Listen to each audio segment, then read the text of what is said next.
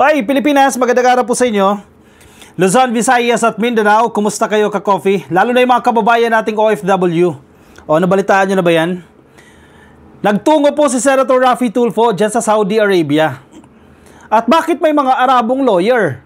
Naku po, hindi ito reklamo ka-coffee dahil good news ito.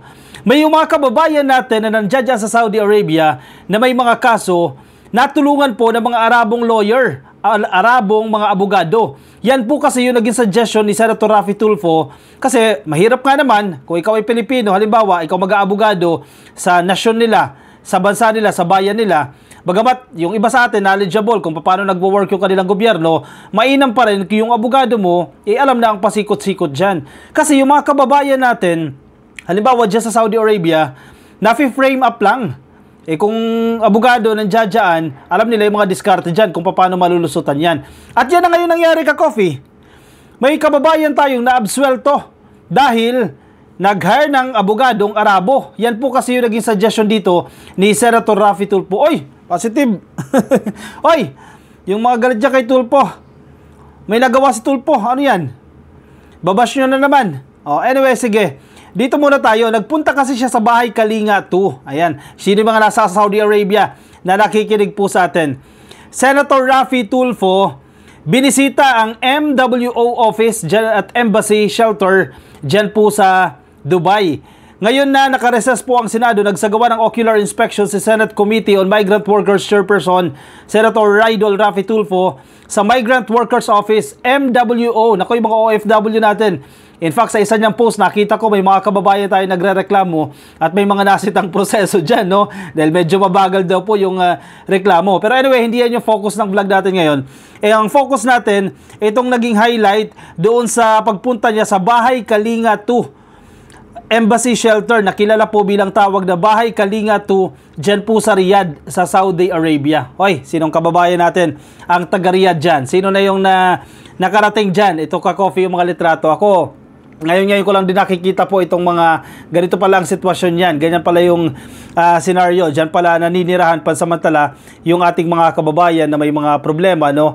Binisita po yan ni Senator Raffy Tulfo yung Bahay Kalinga 2. At nakatutuwa, may mga good news tayo. Bagamat may mga kababayan pa rin po tayo nandiyan, medyo nakakaranas po ng problema dahil sinampahan po ng kaso. Ang masaklap nga yung iba dyan, gawa-gawang kaso lang, no? Frame up yung mga kababayan natin. At least kahit pa paano may positive, may mga good news tayo. Sinalubong siya ni Labor Attaché Antonio Mutok Jr. kasama ang buong staff ng MWO, Migrant Workers Office, ka-coffee. Natuwa naman si Senator Idol dahil organisado at systematic ang setup ng opisina ng MWO, gaya na lamang ng grievance processing center nila. Pagkamat sa isang post may mga kaunti nagre-reklamo, pero baka isolated case lang naman yung reklamo na yan. Gayon pa man, mayroon pa siyang mga solusyon para mas lalong mapaganda pa ang kanilang serbisyo sa mga dumudulog na OFW. Ayun, tumpak. Yan naman dapat eh.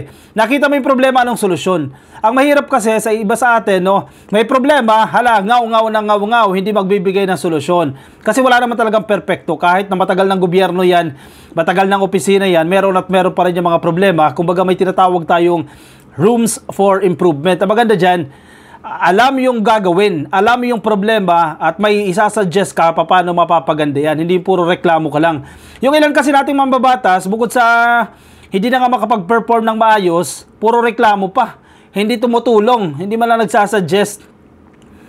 Sa kabilang banda, nagpasalamat naman si Mutok kay Senator Raffy dahil sa mga suportang ibinibigay niya sa Department of Migrant Workers. At aniya, isa sila sa mga nakikinabang na ngayon, tulad na lamang ng kanyang iminungkahi noon na mag-hire ng mga Arabong lawyers para sa mga assistance to nationals. Uy, suggestion pala ni Senator Raffy Tulfo yan. Assistance to nationals. Na ang pondo ay magmula sa Action Fund na kanyang sinusuportahan sa mga nakaraang Senate budget deliberation. Uy, good news yan ka-coffee. May ganyan pala. Epal na naman daw si Tulfo. Paano? Siya ang chairperson ng Migrant Committee. Bakit hindi niya tututukan yan? Siya ang chairperson ng committee na yan dyan sa Senado.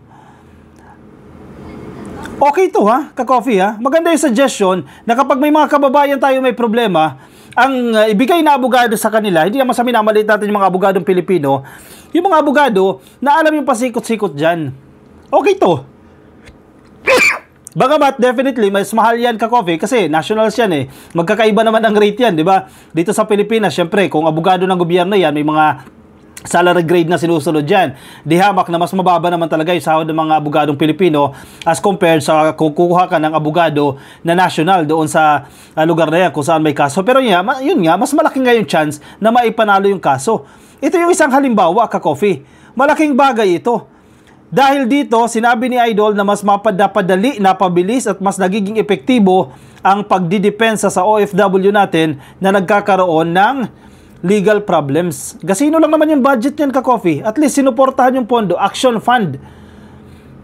Dapat yan papataasin pa yan, ka-coffee. Kasi marami tayong kababayan na actually na-frame up lang na mga amo nilang mga abusado. Di ba? Kapag hindi nila nagustuhan, palalabasin na nangupit, palalabasin na nagnakaw, palalabasin na nakabasag, nakasira ng gamit. Kawawa yung OFW nating kababayan.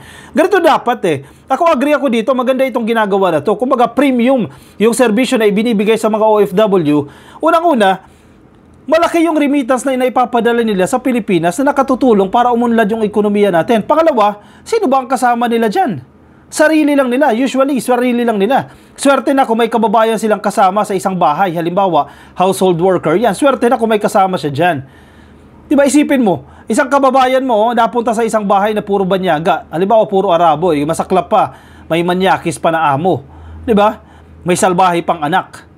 Diba? May barubal pa na madam.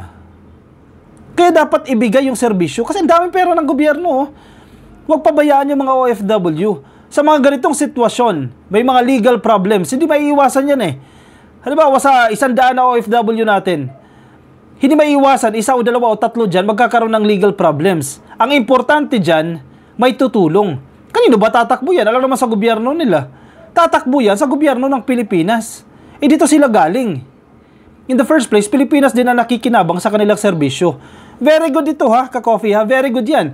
May pondo para pang-hire man lang ng mga abogadong nationals para mas malaki yung chance nila na maipanalo. Kanyang labis na ikinatuwa rin nang malaman mula kay Mutok na kamakailan lamang ay isang OFW na nasa death row ang na-acquit dahil sa pagkakaroon ng abogadong Arabo. Oy, very good. Biruin mo, na-acquit yung kababayan natin dahil yung abogado niya ay isang Arabo na humawak ng kanyang kaso. Lumitaw na ang na-acquit ay inosente at na-set up lang sa pool. Diba? Set up lang, oh. Hindi niya talaga ginawa yung kasalanan na ibinibintang sa kanya. At nanalo sa kaso dahil Arabo yung kanyang abogado. Bagamat mahal nga lang yan. Pero gasino lang yan. Idagdagan, magkano lang idadagdag mo dyan eh. Sa dami ng pera ng Pilipinas eh. Umaasa si Senator Raffy na bagamat mayroon pang 23 Pilipino na may iba't ibang kasos na kasalukuyan nasa piitan sa Riyadh, kalaunan ay makakalaya at mapapauwi na rin sila. Tama lang, ka-coffee. Kasi yung 23 na yan, ka-coffee, for sure. Ito, tama yung sinasabi niya. Sinabi niya rin na ilan sa 23 ay may kasong theft. Ang sisimple nga lang ng kaso na ito, ka-coffee. Theft eh. Tapos pagdudusahan ng mga kababayan natin. At gaya ng kanyang duda noon pa man, marami sa kanila ay mga domestic helpers na tumatakas dahil hindi na nila makayanan at hindi magandang trato ng kanilang mga amo. Kaya sila ay binabalikan at ginagawan ng kwento. Sa pool, may kilala ko mismo niyan, OFW. Hindi pinapakain ng maayos, lumayas doon sa bahay. Igagawan siya ng kwento ng amo. Ginawan siya ng kwento ng amo na nagnakaw. Hindi lang yan. Marami pang mga ganyang similar stories. Nagnakaw, nakasira, nakabasag. Kawawa naman yung kababayan natin. Makukulong. Yun ang masaklap, makukulong. Worst case scenario, mapapatay. Naku, wag naman sana. Sa kabilang banda, pinuri ni Senator Tulfo ang maayos na pamamalakad sa bahay Kalinga na takbuhan ng mga OFW na biktima ng pang-aabuso ng kanilang employers at ng mga may pending cases pa sa Saudi court tulad ng pregnancy outside of marriage. So, malaking problema yan, ka-coffee. In fairness naman dyan sa bahay Kalinga, may matatakbuhan yung mga kababayan natin. Kasi Kung nasa Europa ka, bibihira naman yung mga ganyang problema, di ba? Nasa Amerika, bibihira din ma-experience yung ganyang problema. Mga nasa Hong Kong, hindi naman ganyan. Sa Japan, hindi naman ganyan.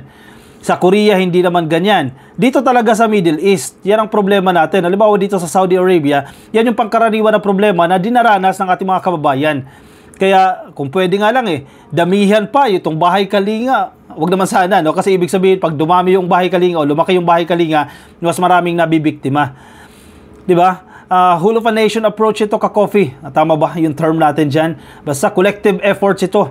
Bago pa alisin, maganda yung PDOS. Ito yung briefing, ito yung pwede nyo gawin. Ito yung dapat nyong iwasan.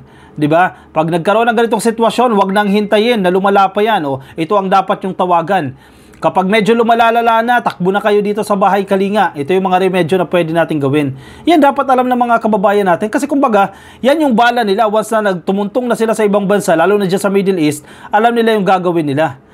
Maganda rin na ibinabalita natin ito. Maganda rin na kumakalat yan sa social media na ganito yung mga nangyayari. Kasi ito, halimbawa, yung pag-hire ng mga foreign lawyers para sa mga kababayan natin, malaking bagay siya. Pwede siyang pamarisan sa iba't ibang mga embahada, sa iba't ibang mga tanggapan po ng gobyerno sa mga konsulado. O pwede pala yan, mas effective pala yan. Kung hindi man pwedeng tumayo ang abogado nila, halimbawa may mga prohibition sa kanilang korte na bawal ipagtanggol ng kanilang banyaga, ang ibang banyaga o mga foreign nationals, kahit papaano magbigay man lang advice o assistance doon sa ating mga kababayan o sa abogadong Pilipino na tutulong doon sa ating kababayan. Looking forward, sana pondohan pa ito, ka-coffee, itong Action Fund. Di ba? Yung iba nga napopondohan winawaldas lang ang pera Sa Office of the Vice President ni Sara, winaldas lang ang confidential funds So, wag lang pondohan yung mga ganyang klaseng programa. Doon tayo sa Action Funds na may mga benepisyo. May proven and tested na. May mga nakinabang na nating mga kababayan. Doon tayo. Yan ang pondohan, yung Action Fund na yan. Buti na lang sinuportahan ni Tulfo yan. Mapalaki pa, ka-coffee, yung pondo. Pero syempre, ayaw naman natin na lagi tayong may ganyan, di ba? May mga kababayan tayo may problema at kinakailangan ponduhan. Kinakailangan din dyan, syempre, long-term solution, matigil na itong mga ganitong kaso, pang-aabuso ng mga amo, paano ba yan? Sa pamamagitan ba yan ng isang batas, pagkakaroon ng mga agreement, mga mutual cooperation, sa pagitan po ng Saudi at ng Pilipinas, para matiyak natin na maganda yung kapakanan ng ating mga OFW, mga kababayan natin na nandiyan po sa Saudi Arabia, sa Middle East, at sa ibang bansa. Di ba? Good news, very good, ka-coffee. Magandang balita yan. Congratulations sa mga kababayan natin. Congratulations din sa inyo. Yung kababayan natin na naabsuelto na dyan sa kanyang kaso. Congratulations, no? Sana yung 23 pa na may ongoing case pa, sana magtuloy-tuloy, maging positibo yan. Kasi tulad na sinasabi ni Senator Raffy, frame up lang ang iba dyan, no? Kailangan na malampasan lang yung problema na yan. Sa mga kababayan natin, iwasan ninyo yung mga illegal recruiters na pupunta ng ibang bansa kasi eventually kayo din ang mahihirapan din, kayo ang mamumroblema. Make sure na bago kayo lumabas ng bansa, malinis ang inyong papeles. Kasi mabulilyaso man, at least kahit papano may babalikan kayong agency. May babalikan kayong tao na pwede nyong hingian ng tulong, and eventually ireklamo. Kasi kung bogus yan, 'di ba, illegal recruiter yan, kanino ka tatakbo, kanino ka hihingi ng tulong? 'Di ba? Kaya ingat din sa ating mga kababayan. Isa pa, hangga't maaari kung may trabaho naman dito sa Pilipinas, bagamat hindi ganoon kasing taas ang sahod as compared to other countries, tingnan ninyo, baka kaya na, di ba? Dito na lang tayo sa Pilipinas dahil may mga trabaho na rin naman na available sa atin. Para syempre, mahirap din naman iwanan yung pamilya, pero option nyo po yan. Kung sa tingin ninyo yan, mas makakabuti sa pamilya ninyo, pag-isipan ninyong maigi, di ba? Pag-isipan ng maraming beses bago mag-abroad dahil hindi madali ang buhay sa ibang bansa. Tayo, hindi pa tayo nagiging OFW, pero sa pagbisita natin sa ibang bansa, sa pag-interview natin mga kababayan natin, mahirap talaga ang buhay nila dyan. Pangungulila pa lang yan Diba? First week mo, iiyak ka talaga dyan, hanapin mo yung pamilya mo Diba? Hanggang tumagal, hanggang masanay ka na lang din. Pero ang problema dyan, pag nagkasakit ka, sinong tutulong sa'yo? Sinong bibili ng gamot mo? Ang masaklap, kung dito ka sa Pilipinas, pag nagkasakit ka, nakahiga ka. Diba? May mag-aabot sa'yo ng gamot at tubig. Pero sa ibang bansa, hindi. Mag-isa ka. Ang masaklap pa, kahit may sakit ka, magtatrabaho ka. Dahil pagagalitan ka ni madam o baka iuwi ka. Diba? Ayaw mo naman yan. Kaya pipilitin mo, kahit may sakit ka, maglalaba ka. Maglilinis ka ng bahay. Wag naman sana. Kaya tingnan ninyo, ka-coffee. Balansehin ninyo. Bago kayo mag-abroad, tingnan ninyo. Magiging maganda ba yung inyong lagay dyan? Aralin ninyo ng mainam. No? Kasi mahirap magkamali. Kapag nasa ibang bansa na, andyan na yung problema. Mahirap-hirap po yan. Okay? Sige, sana natuto tayong lahat dito ngayon, ka-coffee. Natuto rin ako dito sa balitang yan. O siya, sige. Ako'y pansamantala muna magpapaalam sa inyo, ka-coffee. Maraming salamat po sa mga sumama. Ingat kayo, ka-coffee. Nasaan man po kayong panig ng daigdig. Yung mga nasa Facebook, pasuyin na lang like and follow. Mga nasa YouTube, click lang po na subscribe and hit the notification icon para updated din po kayo sa ating mga bagong upload. O siya, ako'y magpapaalam muna pansamantala sa inyo. Maraming salamat po. Tikman ang Tuburan Coffee. Masarap, ka-coffee. Mula dyan sa Cebu. Tuburan Coffee. And shoutout sa mga kababayan natin dyan sa Tuburan. Kay Mayor Diamante, sir, shoutout po sa inyo. Bye-bye everyone. See you in my next video.